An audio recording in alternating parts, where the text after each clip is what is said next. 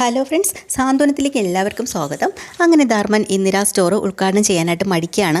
എന്നിട്ട് ഇതിനെ കൊണ്ട് സാധിക്കില്ല, നിങ്ങൾ തന്നെ ചെയ്തു എന്ന് പറഞ്ഞിട്ട് അവിടെ നിന്ന് ഇറങ്ങി പോകുമ്പോൾ പെട്ടെന്ന് ആനന്ദനൊക്കെ തടയാണ്. ആ സമയത്ത് അച്യുതൻ വന്ന് പറയാനുണ്ട്, അതെ അത് ശരി, അവൻ നമ്മുടെയൊക്കെ മുഖത്ത് കരിവാരി തേച്ചിട്ട് പോകാനാണ് ഉദ്ദേശമെങ്കിലേ അവൻ പൊക്കോട്ടെ ഏട്ടാ, നമുക്ക് തടയേണ്ട കാര്യമൊന്നുമില്ല എന്നിങ്ങനെ പറയണം കേട്ടോ. അപ്പോൾ ധർമ്മനും വിട്ടുകൊടുക്കുന്നൊന്നുമില്ല കേട്ടോ.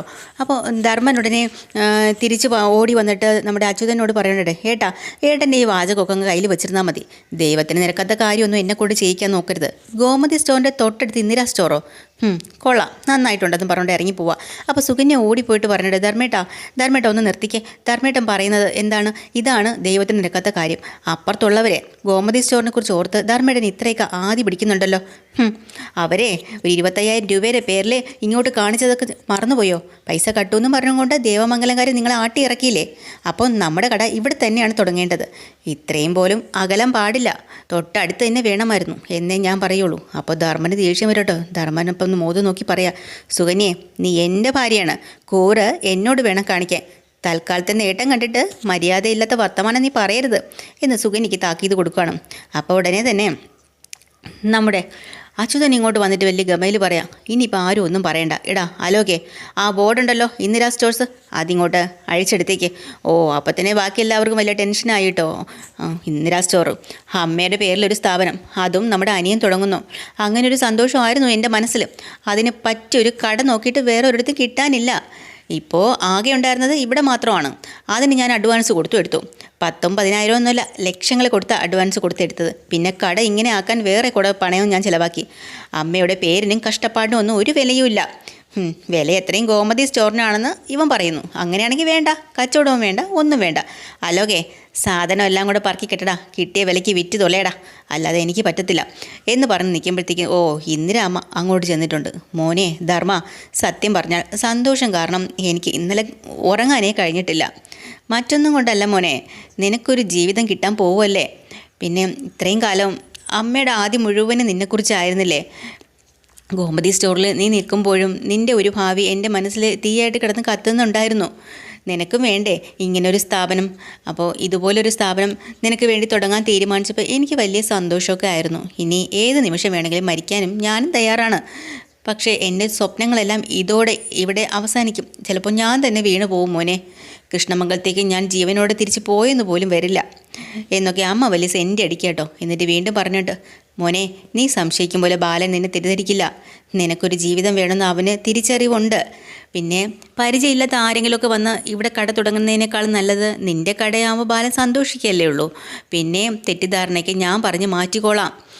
അമ്മ അപ്പോൾ ഇവിടെ നന്ദിത വന്ന് പറയല്ലേ, അമ്മയുടെ പേരെഴുതിയ ആ ബോർഡ് കണ്ടിട്ട് അമ്മയുടെ കണ്ണ് പോലും നിറഞ്ഞു. അത് ധർമ്മം കാണുന്നില്ലേ? മനസ്സ് നിറഞ്ഞുള്ള കണ്ണീരത്. അതിൻ്റെ സ്ഥാനത്ത് നീ അമ്മയെ വേദനിപ്പിച്ച് കരയിക്കരുത് എന്നൊക്കെ ഇങ്ങനെ എല്ലാവരും കൂടെ പറയാം. അപ്പോൾ ഇതെല്ലാം കണ്ടിട്ട് അനന്തൻ അവിടെ നിന്നുകൊണ്ട് പറയണ്ട, അവന് പറഞ്ഞ കാര്യങ്ങളെല്ലാം മനസ്സിലായിട്ടുണ്ട്. ഇനിയിപ്പോൾ ഐശ്വര്യമായിട്ട് വിളക്ക് കൊളുത്തി ഉദ്ഘാടനം കഴിഞ്ഞ് നമുക്ക് അകത്ത് കയറുന്നതാണ് നല്ലത്. അപ്പോൾ അമ്മ പറയുന്നുണ്ട്, ധർമ്മൻ്റെ സമ്മതത്തോടു കൂടി മാത്രമേ ഞാനത് ചെയ്യുള്ളൂ. ധർമ്മ, നീ പറ, സന്തോഷത്തോടെ ഞാൻ ആ തിരി കൊളുത്തട്ടെ മോനെ എന്ന് ചോദിക്കുക. പിന്നെ ഇത്രയൊക്കെ പറഞ്ഞിട്ട് പിന്നെ വീണ്ടും ധർമ്മനോട് പറഞ്ഞാൽ ധർമ്മൻ എന്താ പറയുക? ശരി ആയിക്കൊള്ളാനല്ലേ പറയുള്ളൂ. അങ്ങനെ എല്ലാവരും കൂടെ സന്തോഷത്തോടു കൂടി ഉദ്ഘാടനമൊക്കെ കഴിഞ്ഞ് അകത്തേക്ക് കയറുകയാണ് കേട്ടോ. കടയൊക്കെ കാണുമ്പോൾ സുകന്യയുടെ സന്തോഷം കാണണം. അപ്പം നമ്മുടെ ആനന്ദും ബാലനും കൂടെ കടയിലുള്ള കച്ചവടമൊക്കെ ഒന്ന് കുറഞ്ഞ സമയത്ത് ചായ കുടിക്കാനൊക്കെ വന്നിട്ടുണ്ട്. ചായ അടിക്കുന്ന ചായക്കടന്ന് ചോദിക്കുന്നുണ്ട്. ഇപ്പോൾ ആനന്ദിൻ്റെ വീട്ടിൽ നടന്ന പ്രശ്നങ്ങളൊക്കെ ചർച്ചയാണല്ലോ, അതുകൊണ്ട് അയാൾ ചോദിക്കുന്നുണ്ട്, ഇപ്പോൾ നടന്ന സംഭവത്തിൽ കുറ്റക്കാരൻ ആരാണ്? ഈ പോയ മരുമകളാണോ അതോ സ്വന്തം മകനായ ഈ ആനന്ദാണോ? അപ്പോൾ തന്നെ ബാലൻ പറയുന്നുണ്ട്, കുഴപ്പമോ? എന്ത് കുഴപ്പം? അല്ല, ചിലർ പറയുന്നു ബാലേട്ടൻ്റെ ഭാര്യ മരുമകളെ അടിച്ചിറക്കിയതാണെന്ന്, ചിലർ പറയുന്നു ആ കുട്ടി ഇറങ്ങിപ്പോയതാണ്. ഇതിലേതാണ് സത്യം?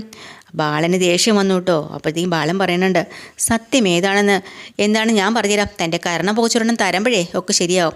ആ ചാച്ച ഒന്നും മിണ്ടാതിരിക്കും എന്ന് ആനന്ദ് പറയാം. അപ്പോൾ അയാൾ പറയുന്നുണ്ട്, എന്നോട് എന്തിനാ ബാലേട്ടാ നിങ്ങൾ ചൂടാവണത്? നാട്ടുകാർ പറഞ്ഞുകൊണ്ട് നടക്കുന്ന കാര്യങ്ങൾ ഞാനത് ചോദിച്ചു എന്നേ ഉള്ളൂ. ബാലേട്ടനോട് സ്നേഹവും അടുപ്പവും ഒക്കെ ഉള്ളത് കൊണ്ടാണ് ഞാൻ ചോദിച്ചത്.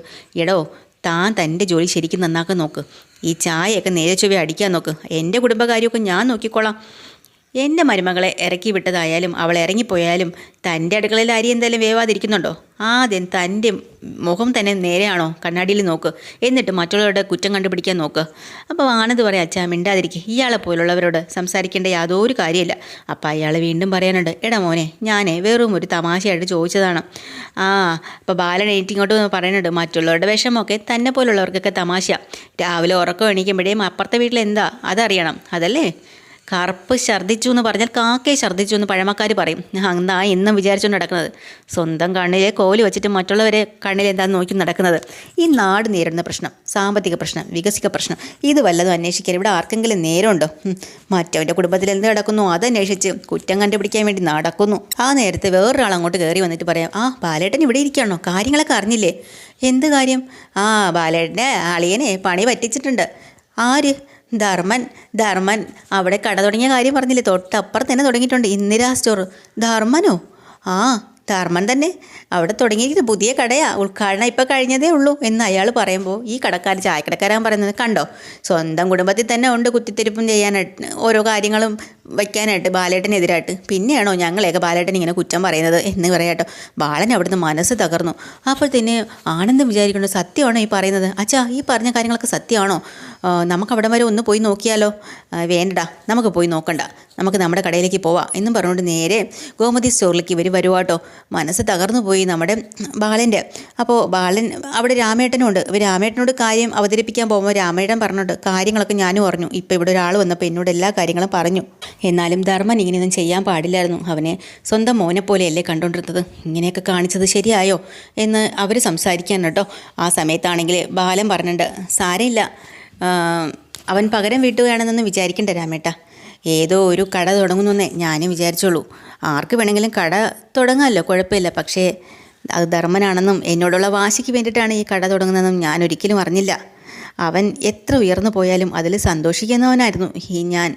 കട തുടങ്ങുന്നതിൽ ഒന്നുകിൽ പറഞ്ഞിട്ട് വേണമായിരുന്നു, അല്ലെങ്കിൽ ദൂരെ ഏതെങ്കിലും സ്ഥലത്ത് വേണമായിരുന്നു. അതല്ലേ എൻ്റെ മര്യാദ. ഇതിപ്പോൾ നമ്മൾ കാണാൻ വേണ്ടി നമ്മുടെ മുന്നിൽ. അതെ, അവനെ ഇത് ജീവിക്കാൻ വേണ്ടിയിട്ടല്ല ഇതിപ്പോൾ തുടങ്ങിയിരിക്കുന്നത്, നമ്മളെ വെല്ലുവിളിക്കാൻ വേണ്ടിയിട്ടാണ് എന്നും പറഞ്ഞ് ബാലനങ്ങ് സങ്കടപ്പെടുവാണ് കേട്ടോ. എന്നിട്ട് ബാലൻ പറഞ്ഞിട്ട് ഞാനൊന്ന് വീട് വരെ പോയിട്ട് വരാം, കാരണം ഇവിടെ ഇരിക്കാൻ പറ്റുന്നില്ല. ബാലനങ്ങ് മനസ്സ് തകർന്നു പോയി. എന്താ വെച്ചാൽ അച്ഛൻ എന്തെങ്കിലും മാനസിക പ്രയാസം വല്ലതും ഉണ്ടോ എന്ന് ആനന്ദ് ചോദിക്കുക. ഇല്ലടാ, എനിക്കൊരു വിഷമമില്ല, ഞാൻ ദേ വരുന്നു, വീട് വരെ പോയിട്ട് വരാമെന്ന് പറഞ്ഞ് ബാലൻ അവിടെ നേരെ വീട്ടിലേക്ക് വരുവാട്ടോ. വീട്ടിലും ഇത്രയുണ്ട്, ഗോമതിയുണ്ട്. കയറി വന്ന പാടെ ഉള്ള ദേഷ്യവും എന്തൊക്കെയോ ഉണ്ട്. വന്ന് ഇച്ചിരി വെള്ളം കുടിക്കാനായിട്ട് ഡൈനിങ് ടേബിളിൽ നിന്ന് ജഗ് എടുത്ത് ഒഴിക്കുമ്പോൾ അതിന് വെള്ളമില്ല. ഉടനെ കയ്യിലിരുന്ന് ഗ്ലാസ് എടുത്ത് ഒരൊറ്റ ഏറ് കൊടുക്കുന്നുണ്ട്. ജഗ്ഗാണെങ്കിൽ അവിടെ അടിച്ച് വെക്കുന്നുണ്ട് കേട്ടോ. ഈ ദേഷ്യം അങ്ങോട്ട് പ്രകടിപ്പിക്കുക. അന്നേരം തന്നെ മിത്ര ചോദിക്കുന്നു, അയ്യോ എന്താ അങ്ങളെ എന്തൊക്കെയായി കാണിക്കുന്നത്?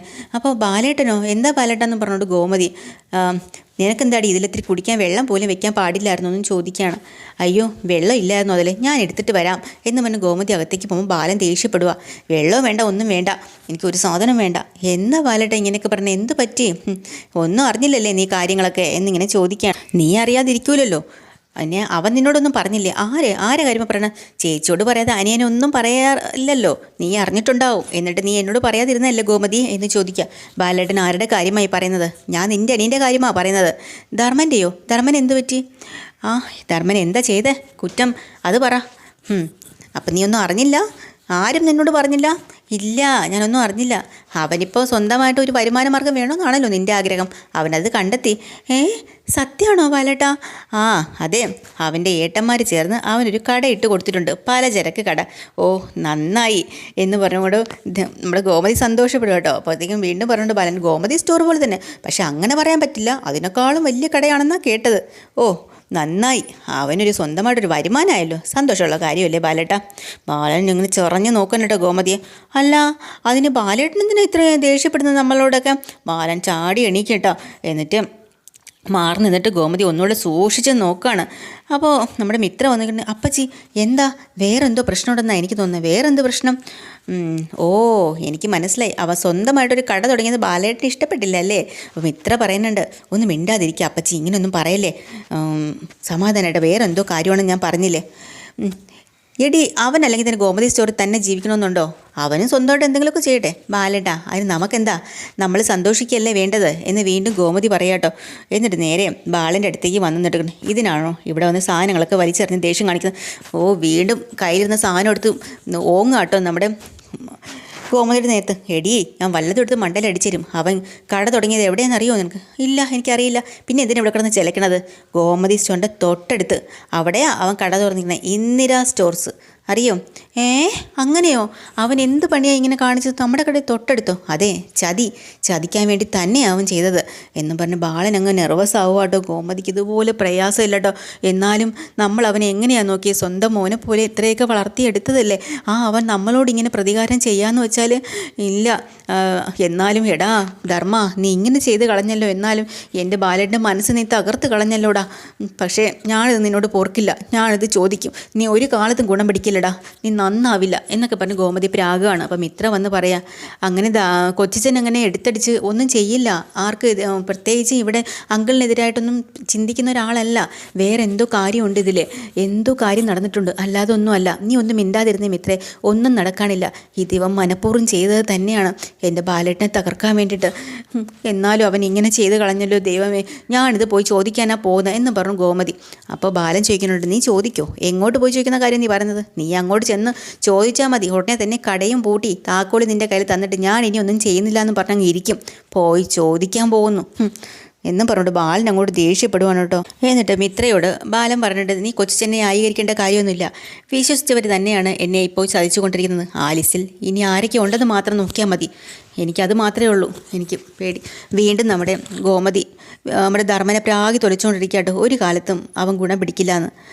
അപ്പോൾ ഇതൊക്കെ കഴിഞ്ഞിട്ട് കടയിലാണെങ്കിൽ വീണ്ടും ഇന്ദിരാമ്മ പോയി ധർമ്മനോട് പറയാം, നിനക്കൊട്ടും ഇഷ്ടപ്പെട്ടില്ല എന്നുള്ള കാര്യം എനിക്കറിയാം. എൻ്റെ നിർബന്ധത്തിലാണ് നീ ഇതെല്ലാം ചെയ്തതെന്ന് എനിക്കറിയാം. പക്ഷേ ഒരിക്കലും നീ എന്നെ ശപിക്കല്ലേ മോനെ എന്നും പറഞ്ഞുകൊണ്ട് ധർമ്മനോട് വന്ന് വലിയ നല്ല പിള്ള ചമയനുണ്ട് ഈ അമ്മ കേട്ടോ. അപ്പം ധർമ്മം പറഞ്ഞിട്ടുണ്ട്, അമ്മ എന്തൊക്കെയായി പറയുന്നത്? ഞാൻ അമ്മയെ ശപിക്കുന്നില്ല. ഞാൻ വഴങ്ങിയത് തന്നെ ഈ ഒരു പേര് കാരണമാണ്. അമ്മയുടെ പേര് അത് അവിടുന്ന് മാറ്റണ്ട, അതുകൊണ്ടാണ് ഞാനതിന് വഴങ്ങിയത്. അച്യുതൻ വന്ന് പറയണ്ട, എടാ രാവുകാലമൊക്കെ തുടങ്ങാറായി, നീ ഒരു കാര്യം ചെയ്യുക, അതിന് മുമ്പേ ക്യാഷ് കൗണ്ടറിൽ വന്നിരുന്ന് ക്യാഷൊക്കെ വാങ്ങും.